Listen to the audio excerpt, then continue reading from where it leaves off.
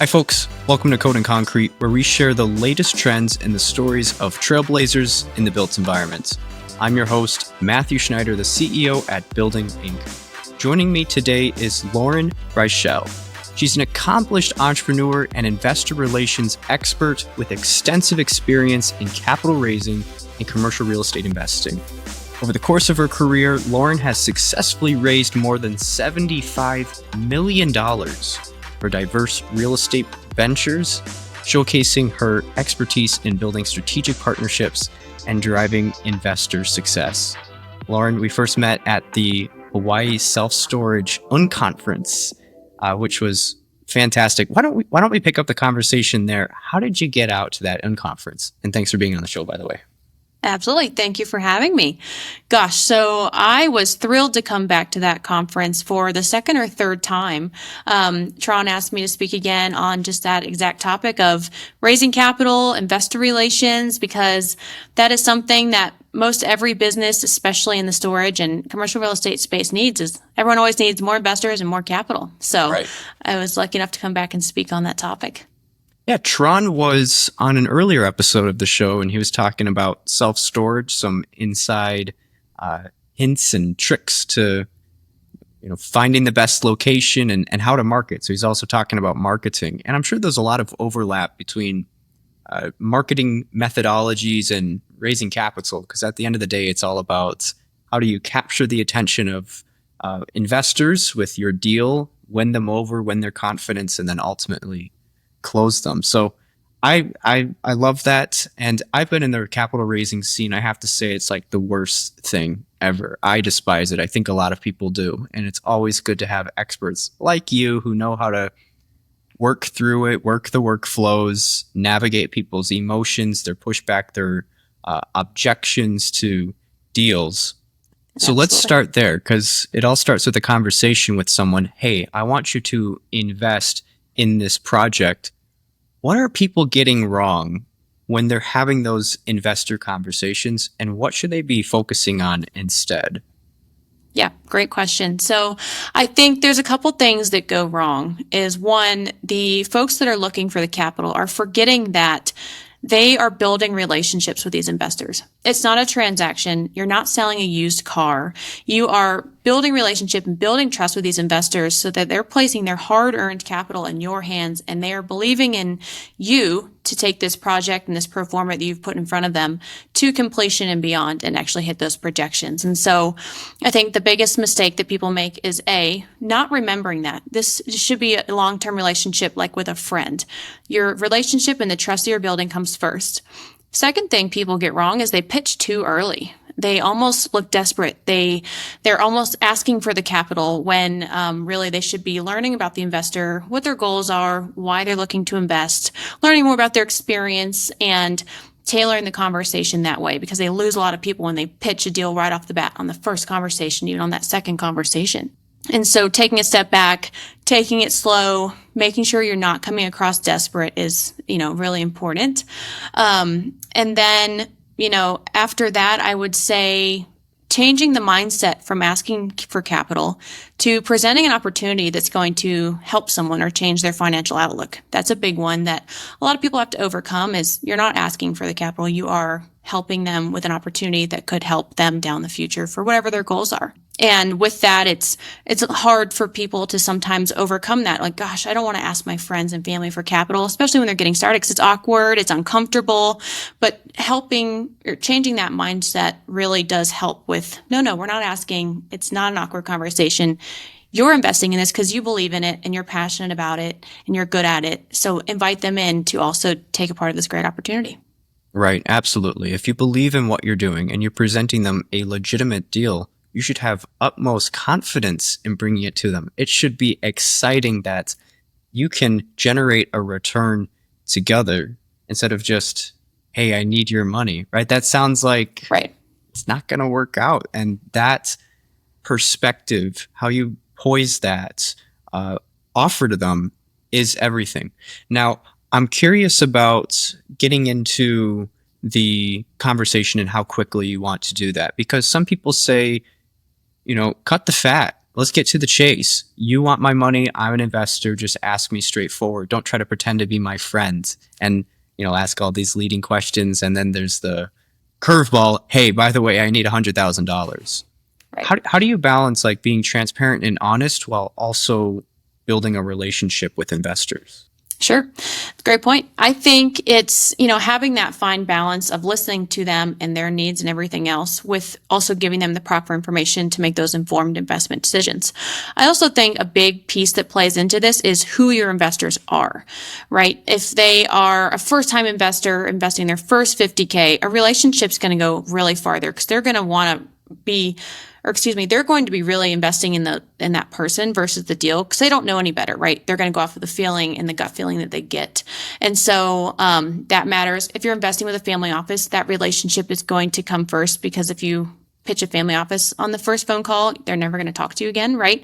But on that flip side, if your investor base is, high tech CEOs, for example, and they're super, super busy and they've got 5 minutes to talk to you and they don't care about the next 100 grand because they've got way more where that comes from, right? They're going to care less about the relationship. So it's understanding who your investors are and then tailoring that conversation and just kind of using some personable skills there, right? Kind of read the room and see how that conversation's going. Because to your point, if you are talking to a high-powered exec that wants to get off the phone quickly and they need the top 5 most important things out the deal and you're asking them about their future travel plans, it's not going to go well. So kind of read the room and understand how people work. 100%. As I think about it, a lot of the best investors are folks that you did not initially think were investors. And it goes back to the relationship piece.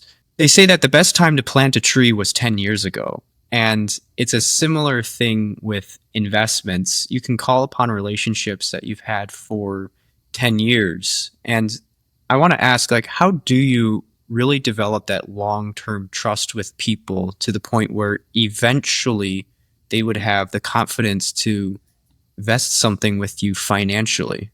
Because that it can be a tricky pivot.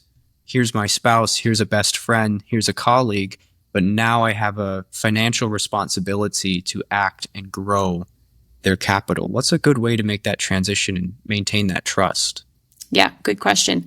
So I think, the main thing there is educating them around the deal, right? So you've got this opportunity. You work in this, say, commercial real estate world. This is your bread and butter. You do this every day. They might have no idea what you do, but to your point, you've known them forever. They trust you. They like you. They know you and what kind of a little bit about what you're doing. So I would start with a little bit of a, hey, as you know, here's what I've been up to, and I'd love to share more about it with you. Very low key, non-sales pitchy. Are you interested in hearing more? I've got this cool new self-storage property in Georgia I've been working on. Here's why I love the market. Educating them on the fundamentals of the deal, not talking about any return metrics or asking them to invest, but just getting their mind thinking a little bit like, oh yeah, that does sound like an interesting opportunity. Maybe I'm not as diversified as I should be. I would love extra cash flow from another source. So talking to them about the fundamentals and why you're investing in this and how it's changed your life is a great segue into it. Because it's non-threatening, it's casual, you're adding value to the conversation. And then if they say from there, well, gosh, that sounds like something I'd be really interested in. That's when you can truly pitch a deal to them and have them almost approach you from that perspective versus you just bringing it to them and they're caught off guard and they have no idea what you're talking about. And they're not primed for that conversation at all because that tends to not go very well. I see. And these folks, would we classify them generally as retail investors? Of course, there's the accreditation class, but that still falls under retail, right? Yes, it does. Retail, friends and family, retail, maybe high net worth, depending on exactly where they fall in that category. So how do we start to differentiate retail investors from institutional investors? Like what makes that classification? And how does that change how you pitch to either of those parties? Like what's the best tactic for retail? What's the best tactic for institutional?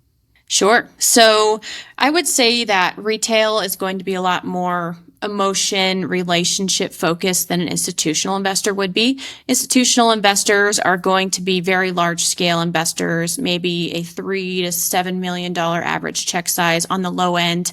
That could be pension funds, endowment funds, large corporations. You're talking institutional capital at a large scale with real businesses behind them and people on their team who only vet these investment opportunities for these funds or plans or whatever they're investing for. And so they're going to be a lot more data driven. They're going to have an entire team on the legal, finance, accounting, due diligence side, and it's going to be a completely different experience for you as a GP, fund manager, whoever it is talking to these folks. And traditionally, retail investors, while they're more relationship, emotion based when they're making these decisions, have lower check sizes. Generally speaking, they're usually going to be a lot more passive as well. And they're going to be, even though the deal is passive to begin with, they're going to be way more hands off. They're not going to be involved at all. They have a W-2 probably. They don't have time for that. But the institutions, on the other hand, will be a lot more involved. People always like to say that, they'll eat your lunch. They come in, they want special terms. They want way more ownership, way more control.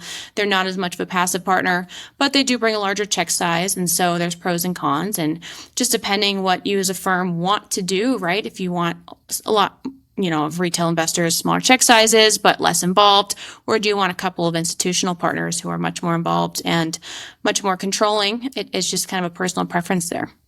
That leads into one of my next questions. I know that you advocate for crowdfunding, and I have too in the past. I think democratizing deals is a great opportunity for people. Again, saying like, hey, this is an opportunity, because usually it is exclusive to the institutions. They are the ones that can perform the due diligence or the off-market deals and write the check sizes required. But let's say that you're going to raise $5 to $10 million. How do I weigh the pros and cons? And you alluded to it with the control and maybe how quickly the fundraising can be completed. But how do I weigh the pros and cons of one person or company on my cap table, $10 million check, deal is done, versus maybe 15 investors, 50 investors, or going to a platform that opens it up to 500 investors? Should we navigate that decision? Sure. I would say, from a risk perspective, on the one side, if you have one partner, that's kind of putting all of your eggs in one basket. If they've said, okay, we're going to capitalize 90% of your deals going forward, if they decide they don't like the performance or the management or whatever, they could be pulling out. And therefore, now you have zero capital partners down the road. So that could be a potential risk that it's something you need to weigh. On the other side, things that I would be thinking about are, what's the bandwidth of your team? Do you have the capacity to give a great investor experience to 15, 50, 500 retail investors? Because you're going to be talking to them consistently. They're going to be wanting updates. You're going to be sending out monthly, quarterly updates, whatever. They're going to be calling, texting. Being able to give them a great experience just kind of depends on the bandwidth of your team. I would also say, a marketing budget is an important thing to consider here as well. When you're going out and you're needing new investors, investor acquisition can be sort of expensive, whether you're doing online advertising, flying around the country, meeting people, going to events, doing all of that networking, that, adds up. So unless you've got a whole pipeline of people at your back door or in your city or being referred to you that it's a lower cost, it's decently expensive to continue the marketing efforts to acquire new investors. And so those would be the top things that I would consider before going with one or two larger partners versus a lot of different retail investors. I would say, having more of a pipeline of retail investors, though, does help when, some people want in, some people don't. At least you can go to other options if the deal is not fully funded. Sometimes people do the fund manager route and they bring in the capital for you, which has its own risks of, okay, what if they commit to $2 million and they can only bring in $1 million at the end of the day? And then you're the one stuck with that denominator of lack of capital.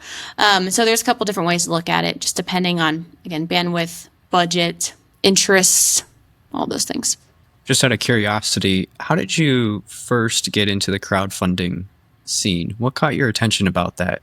Sure. So kind of a funny story. I actually knew nothing about it when I first got into it. I started with a firm out here in Colorado back in 2019, and They hired me for marketing because that was my background at the time. And they were smaller and growing, and I quickly it was doing the marketing for them, but also hopped over the fence to the investor relations and fundraising side as the founder saw something in me that I would be a good fit for it. And the rest is history. I had to learn all of it. He was a great mentor to me, and definitely quite the learning curve when you come from a marketing background, but totally worth it. I think it's so much fun. Yeah, and I've seen some really successful crowdfunding campaigns, particular to real estate, I should say, and it's so heavily dependent on marketing and people who know how to make a deal very attractive. But it's, to whom are you making it attractive? And the most successful real estate deals that I saw that raised via crowdfunding, it was 3D printed modular homes. And it made complete sense. Like, yes, the people investing into the company and the deals are also going to be potentially living in one. Like, they want to put it in their backyard, or they want to create a hospitality park full of these kind of off the grid living where people can venture into. And it's that sort of a little bit of psychology, like what's going on in the minds of the people who would be investing, to understand. And that's why marketing is a super valuable approach that would be overlooked if you're just doing a traditional private equity deal, which is, hey, call in the nerdiest people, get all the pro forma, and show our sensitivity analysis and how this is bulletproof. But Right. not so much on the retail side. But this is a double-edged sword. So I want to switch to the perspective of the investor. They're getting into a deal. It's passive. There's layers of documentation and terms. They probably it can be overwhelming. You might not understand it. Yep. How do we make sure that we're being smart about the deals that we're passively investing into and protecting ourselves?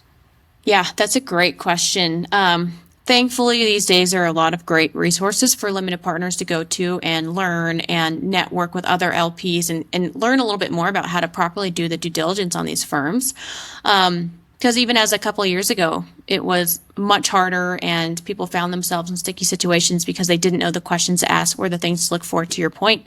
And so I would say, as an LP, put yourself in these forums and these communities of other passive investors who have been doing this for a long time, who are sharing their wisdom and knowledge.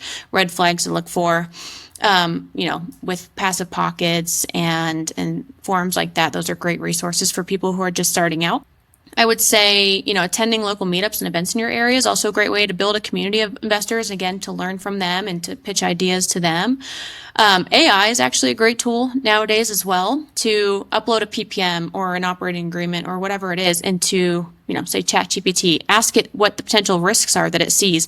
Ask them about the sponsors. Do they have any criminal backgrounds? That's a really quick way to get information. Obviously, you need to verify it, but it's incredible what you'll pull out of that.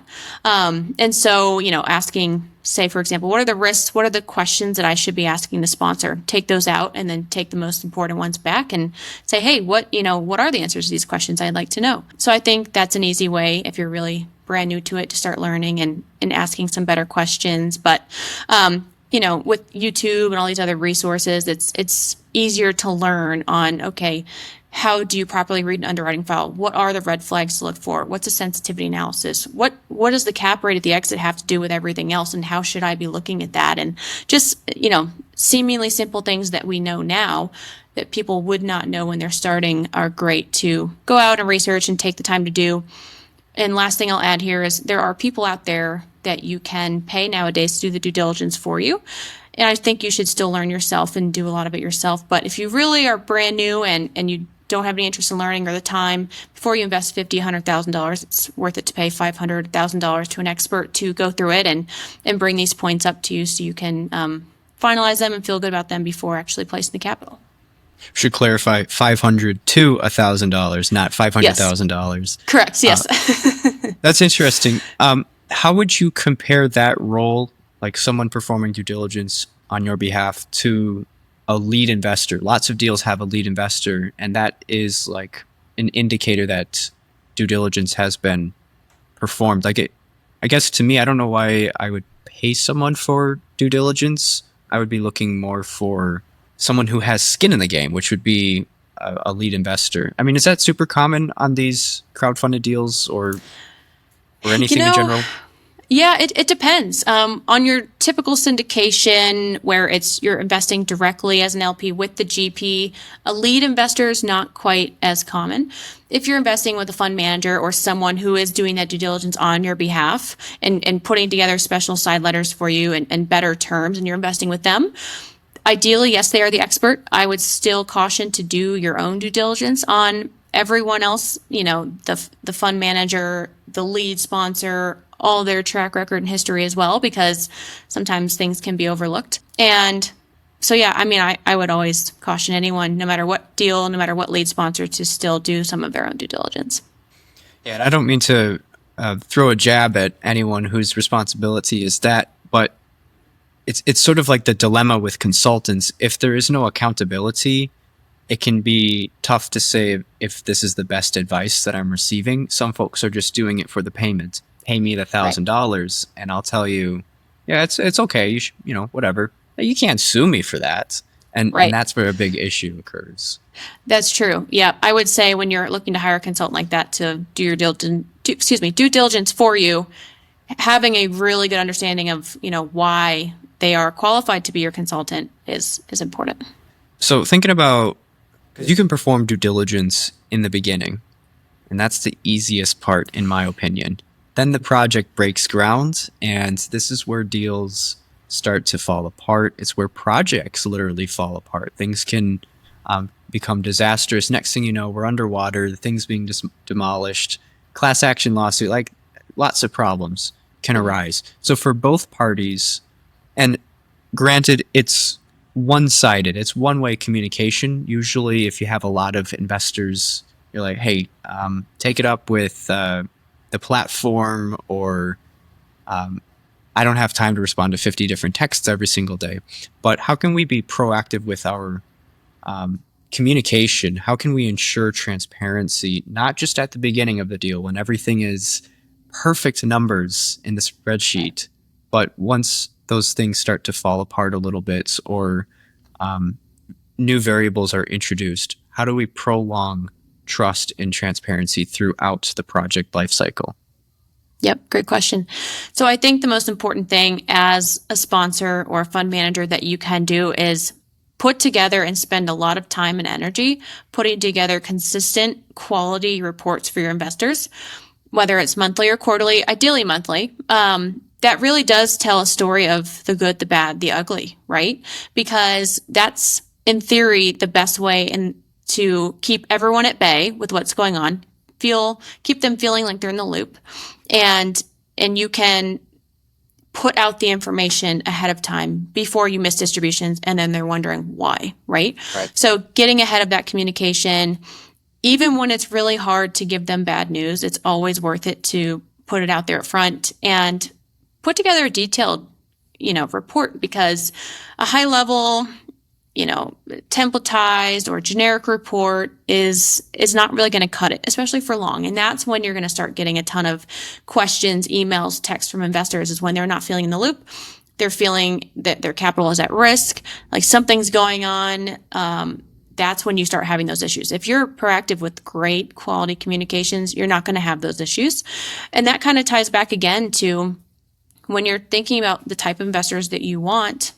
What's your bandwidth for that? Do you have an investor relations team that's willing to field those questions timely and accurately? Because that's going to either make or break the investor experience. Yes, they've given you the capital, they're in, but this is going to affect whether they invest again, whether they refer their friends, kind of their whole view on you. And so it's important to be prepared for that when you're thinking about, okay, do I want 50 retail investors? Can I take care of this? And then also, noting what are the frequently asked questions that they're bringing to me. Okay, now let's proactively add those types of things into the next communication so that their questions that everyone's got are being answered. Are there any tools that stand out that streamline this process?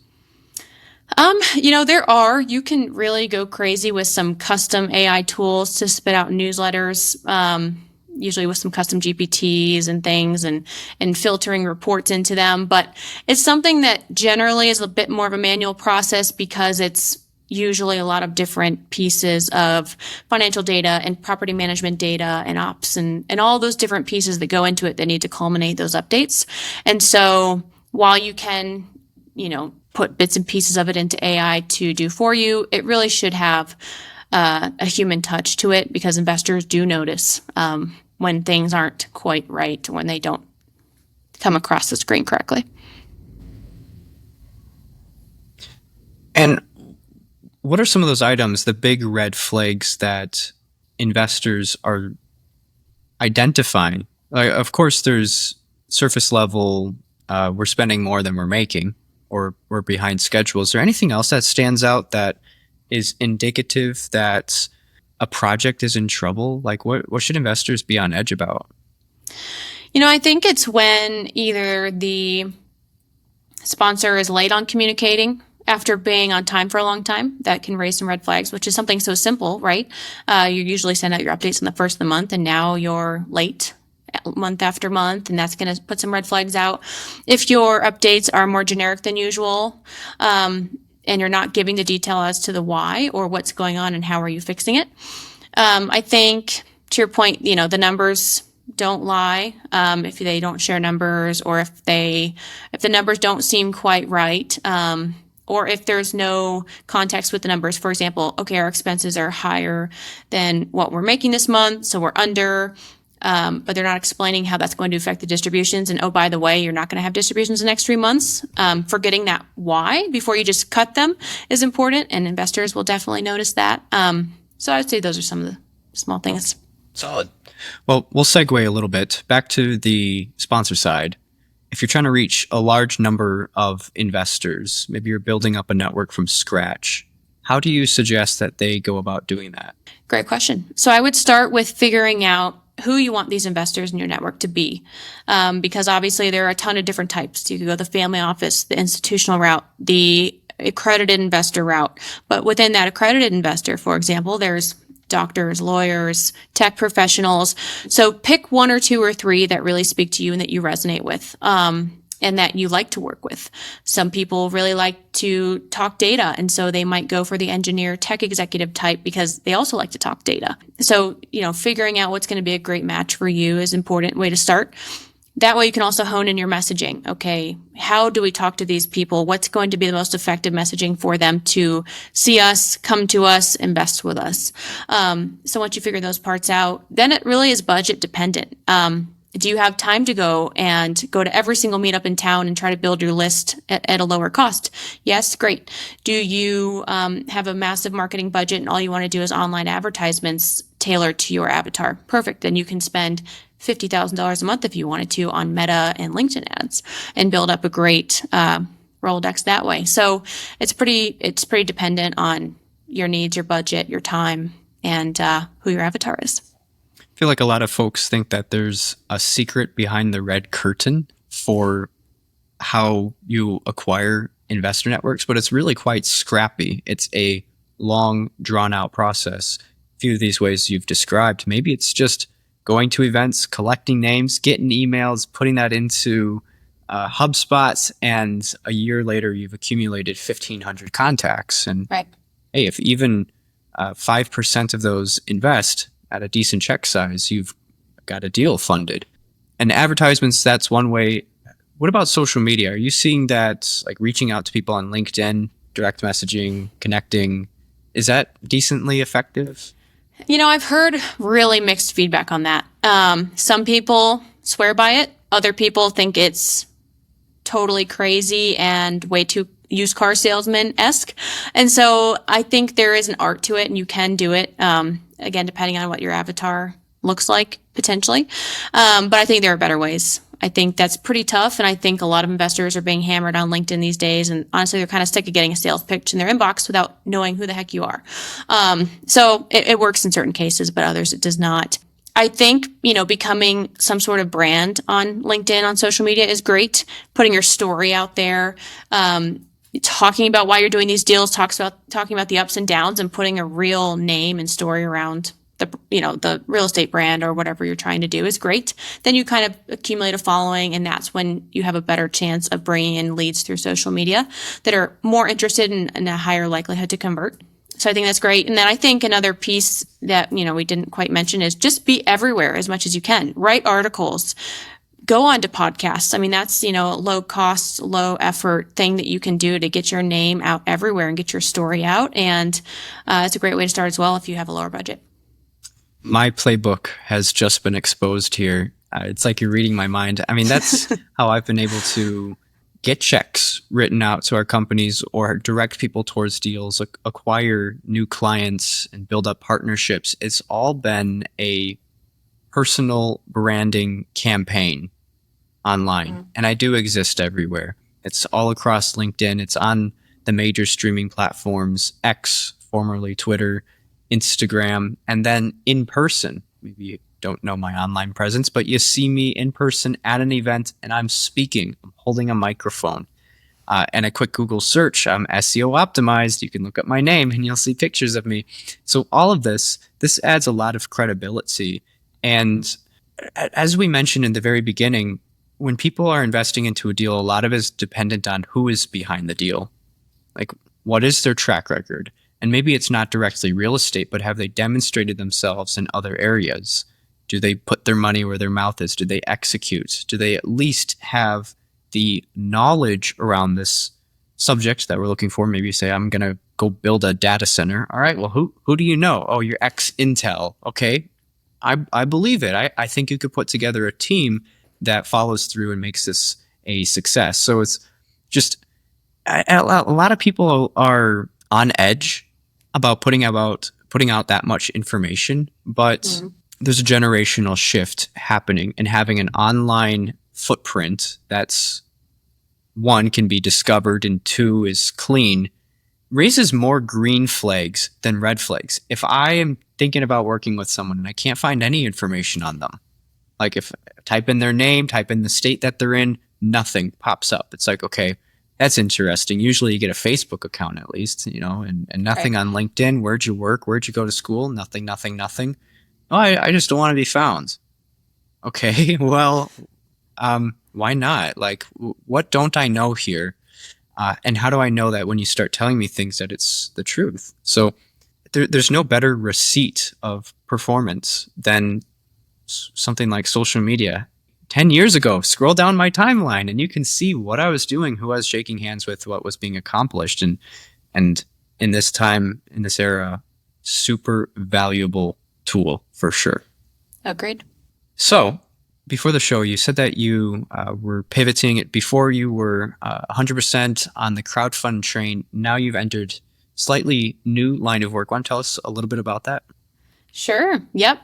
So myself and a partner started a firm down in Georgia recently that is a U.S.-based call center for real estate firms, private equity firms, helping them qualify their leads when they have a massive amount of inbound leads that they just don't have time for.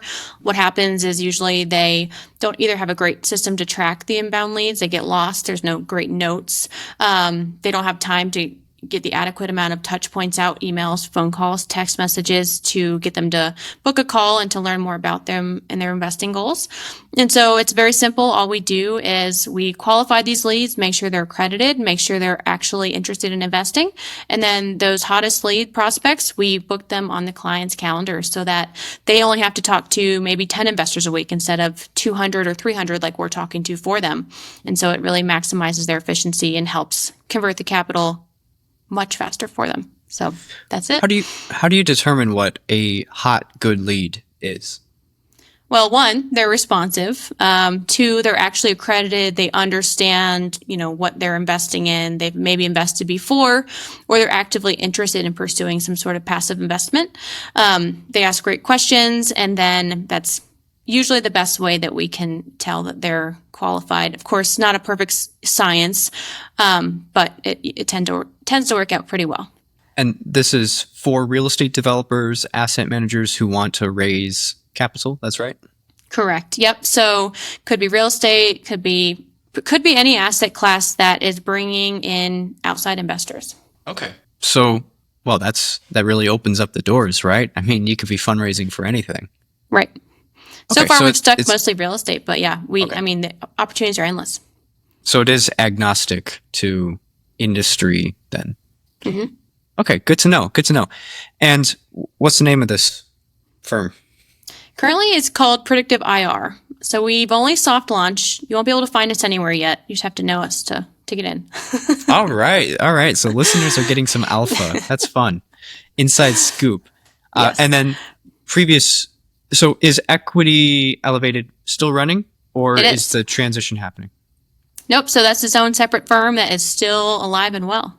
Okay. So you've got multiple ventures that you're juggling here. Yes. Awesome. Awesome. Well, this has been insightful talking about raising capital. It's much more fun to talk about raising capital than actually going out and doing it. But it's great to have folks like you who can guide people through the process, because it can be a very nervous endeavor and very time consuming if you don't execute it correctly. And then we haven't even talked about the regulatory side, and we're not going to, but that's its own battle. Security exemptions, what are those? I just took people's money and posted it online everywhere. Yeah, well, that's troublesome. Correct. So I really appreciate you, Lauren, walking us through all of this, sharing some insight. How can people get in touch with you? Absolutely. Thanks for having me on today. People can find me at equity-elevated.com, or Lauren at equity-elevated.com is my email. And you're pretty prominent on LinkedIn? So? I'm there. You can find me. Okay. Well, I'll make sure to provide links for all of that in the show notes that people can reach out and get involved. And final thank you for everyone who tuned in. Really encourage you to reach out to Lauren if you're looking to get into the fundraising scene. And if you did enjoy the show and all of our past speakers and you want to support Lauren and our future speakers, be sure to leave 5 stars on wherever you're listening, Apple, Spotify, like and subscribe on YouTube. Other than that, I think this is a wrap. Thank you again, Lauren. Thank you.